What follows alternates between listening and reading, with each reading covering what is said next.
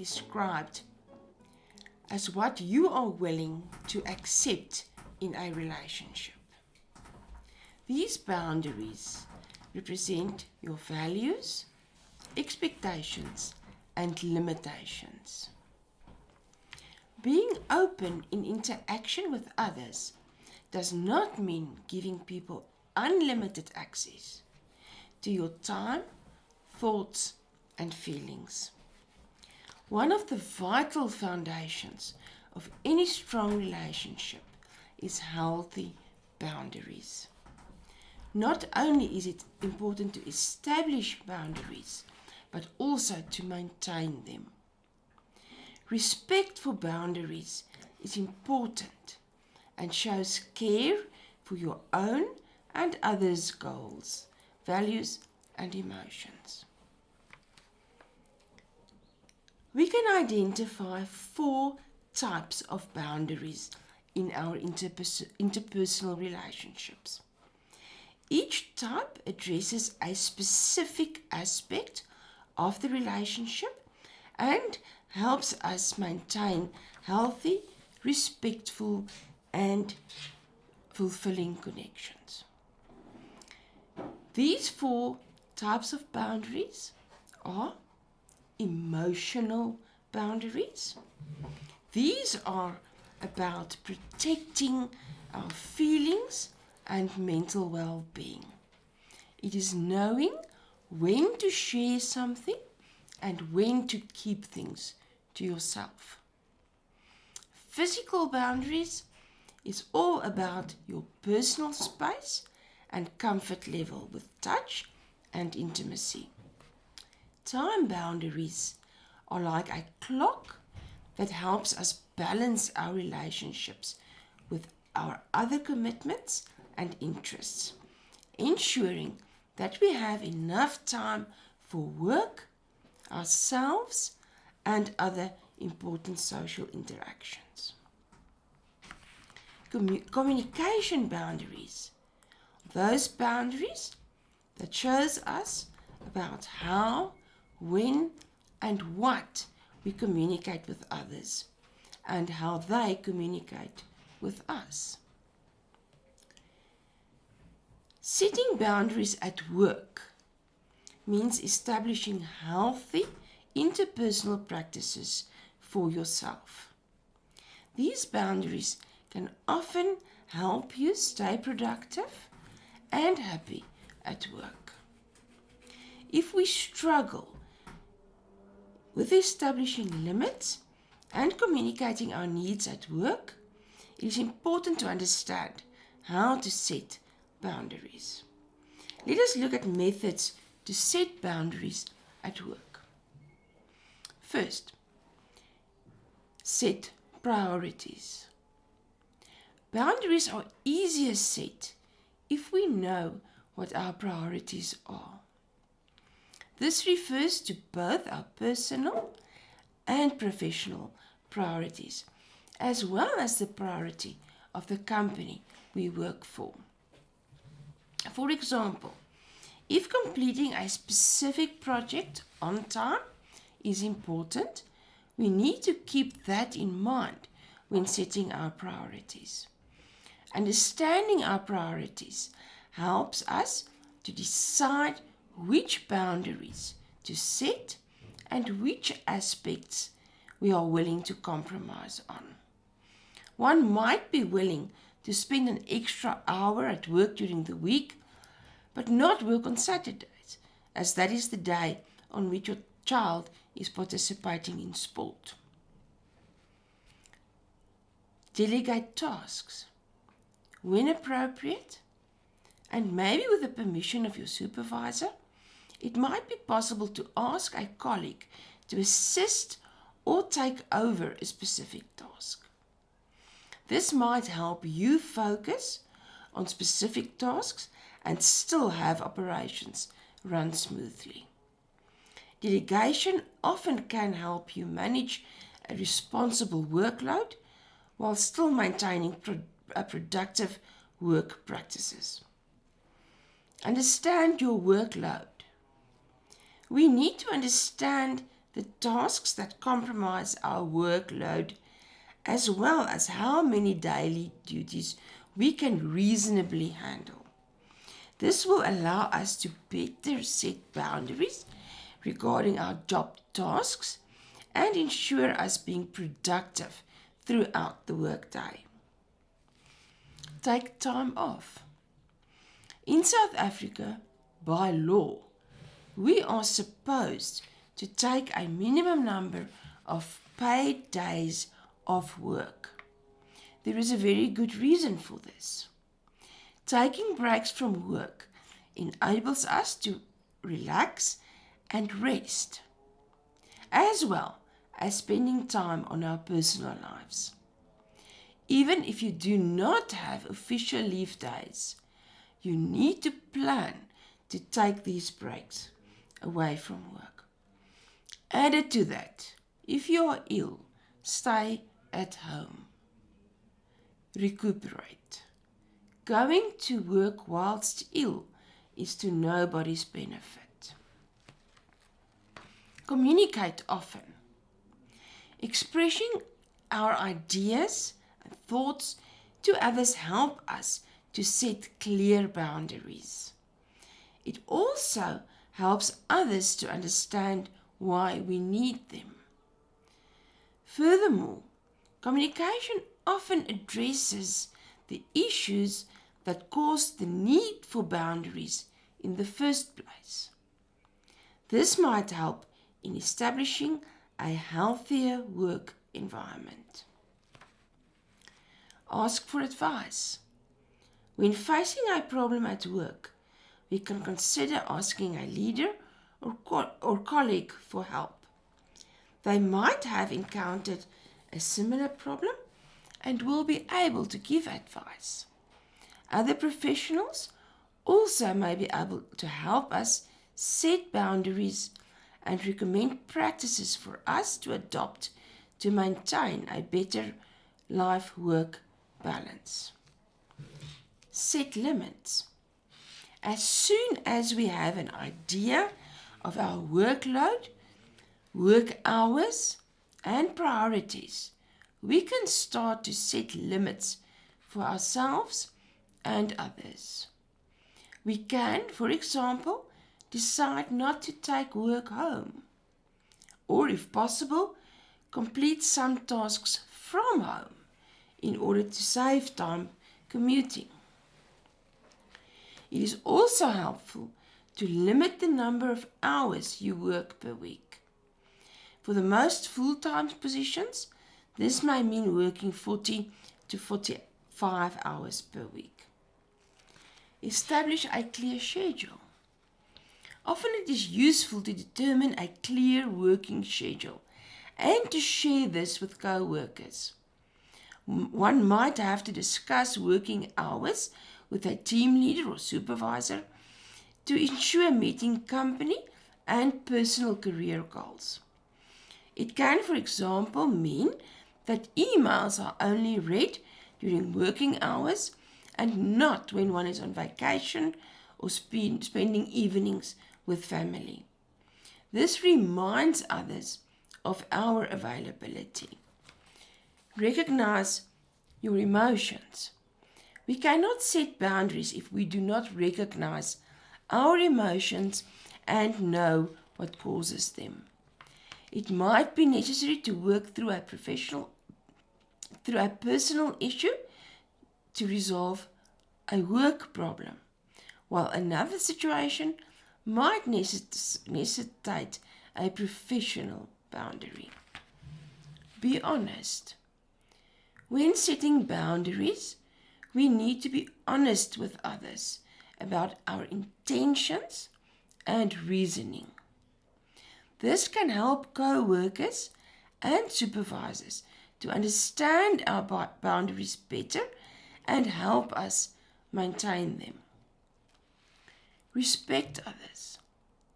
Having boundaries are not one-way traffic. We need to respect the boundaries of others while setting our own.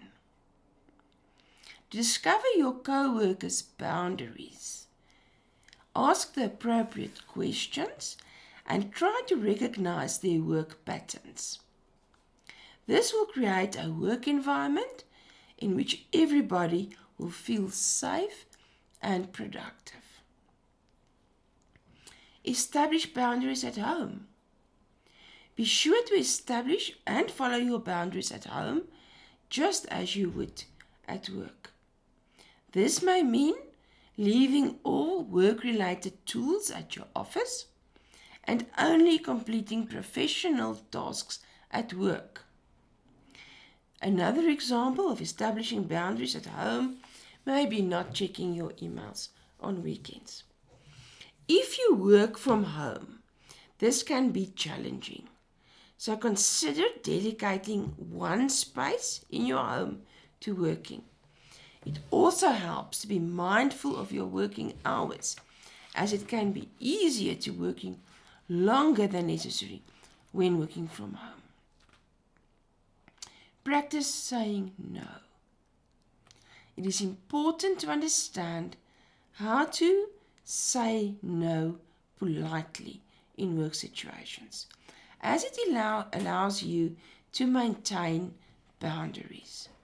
While some may find this difficult, try to remember that it is acceptable to decline some requests and invitations. Finally, we look at some interpersonal relationship killers. These are various factors that leads to interpersonal relationships in the workplace to become bad and even toxic. Not keeping promises. As we said at the beginning of this talk, respect and trust are fundamental in establishing solid interpersonal relationships. It is therefore safe to say that if we do not deliver on our promises timeously, it will undermine trust and lead to hampering interpersonal relationships. Lack of social graces. We often underestimate the rule of good old manners. It usually is only when confronted by somebody lacking these social graces that we discover how important they are. Not saying hi or bye, please or thank you might be small things, but conveys a disrespect which is sure to, over time, kill interpersonal relationships. Poor communication. In a previous episode, we had a detailed look at the importance of communication in creating interpersonal relationships in the workplace. Without clear, open communication, a relationship loses its backbone. We become unsure of where we stand with each other, what is expected of us, and where we are heading. Without a culture of honest communication, it is easy to make assumptions and jump to conclusions. Sure ways to kill relationships off. Gossiping. Talking about co-workers in a negative way or spreading gossip is a sure way to kill interpersonal relationships. Listening to gossip makes one just as guilty as the person telling the tale. If I do not hesitate to tell a juicy story about you, you might wonder what I tell about you when you are not around. Or someone hearing me gossiping will most probably be wondering about my trustworthiness. Maintain a high level of professionalism so that people can trust you will not talk about them or allow others to talk about them when they are not present. Bullying or harassment. Bullying in the workplace can take on many faces. Sometimes it is loud and clear, sometimes very subtle. It can be someone being constantly overcritical of your efforts and verbally attacking you, or subtly questioning your ability to do your job in meetings with peers or leaders. Most of us have met the co-worker who will not think twice about throwing you under the bus to shift the blame from their own non-performance. If you are constantly victim to this form of backstabbing, you are being bullied. Taking credit for someone else's work, coercing someone into doing something they do not want to, embarrassing a co-worker in front of colleagues or superiors are all forms of bullying in the workplace that will lead to a toxic environment. Harassment in the workplace can also be physical and include attacks like being hit or kicked. In its severe form, this can actually be assault. It can also mean being on the receiving end of threats, such as aggressive gestures, for example, shaking fists. It might even involve the destruction of property to intimidate. Sexual harassment is any conduct of sexual nature which is unwelcome and makes one feel uncomfortable. It can be divided into 4 types of conduct. First, physical conduct. This will be unwanted touching or physical contact. For example, an arm around your shoulders, a hand placed on a thigh, or any other part of the body, standing up against somebody after being told to move away. Verbal conduct can be unwanted flirting or jokes referring to sexual acts and or sexual orientation. Unwelcome graphic comments about a person's body, something like, look at those sexy legs. Unwelcome and inappropriate inquiries about a person's sex life. Sexual favors, asking for sexual favors from a co-worker or peer. Then non-verbal conduct, such as unwelcome gestures of a sexual nature. For example, looking somebody up and down in a way that makes that person uncomfortable, or blocking someone's path so that somebody cannot pass. Indecent exposure, or an unwelcome display or sharing of sexually explicit pictures or objects. Quid pro quo, something for something. When someone in a position of power influences conditions of employment or advancement, either explicitly or implicitly. This may include access to training opportunities, consideration for employment, promotion and or salary increase, and or dismissal or disciplinary proceedings. In conclusion, in this series we looked at some important factors in establishing solid workplace relationships. Our functioning, productivity, job satisfaction, and ultimately our mental well-being is strongly influenced by the quality of our interpersonal relationships in our place of work. Focus on respect, trust, solid communication, and acknowledging boundaries, whilst avoiding that which we know are relationship killers.